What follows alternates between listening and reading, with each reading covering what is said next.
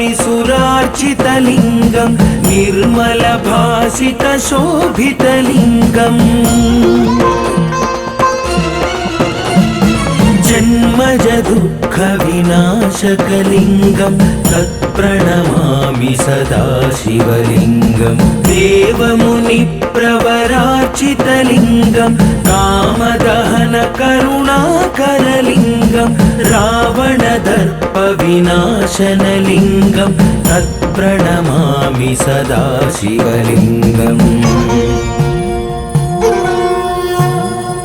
सर्वसुगन्धसुलेपितलिङ्गं बुद्धिविवर्धनकारणलिङ्गं सिद्धसुरासुरवन्दितलिङ्गं तत्प्रणमामि सदा शिवलिङ्गं कनकमहामणिभूषितलिङ्गं फणिपतिवेष्टितशोभितलिङ्गं दक्षसुयज्ञविनाशनलिङ्गं तत्प्रणमामि सदा शिवलिङ्गम्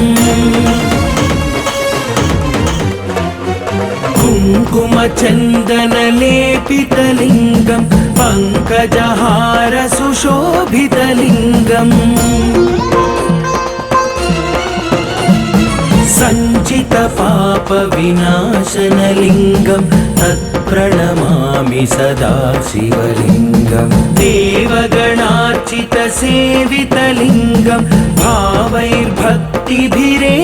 च लिङ्गं दिनकरकोटिप्रभाकरलिङ्गं तत्प्रणमामि सदा शिवलिङ्गम्